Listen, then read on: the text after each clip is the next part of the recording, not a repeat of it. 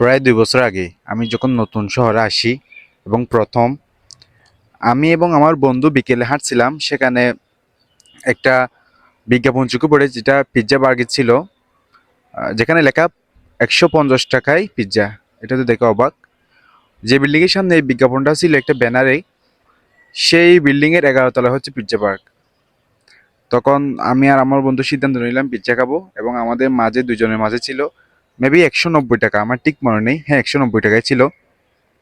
আমরা চলে গেলাম লিফটে করে ১১ তলায়। আহ, এক কোনায় টেবিলে বসলাম, ওটা আসলো, মেনু দিয়ে গেল।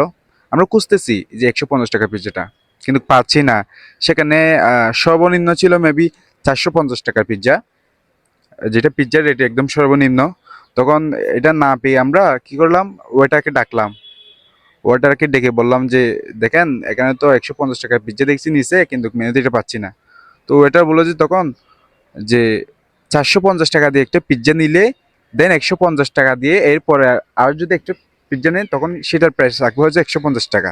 মানে ৪৫০ টাকা দিয়ে একটা পিৎজা নিলে এরপর আরেকটা পিৎজা নিলে তখন সেটার দাম হবে ১৫০ টাকা, মানে আর কিছুগুলো ছাড় দিবা আর কি। তখন অবস্থা কিরকম হবে একটু ভাবতে পারতেছেন। সো ওখানে অনেক মানুষ ছিল, যার কারণে কিছু না খেয়েও উঠে আসতে পারতেছিলাম না।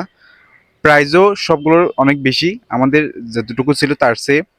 তো আমরা কি করলাম, দুইটা ৫০ টাকা দামে দুইটা গ্রিন টি খেয়ে চলে আসলাম।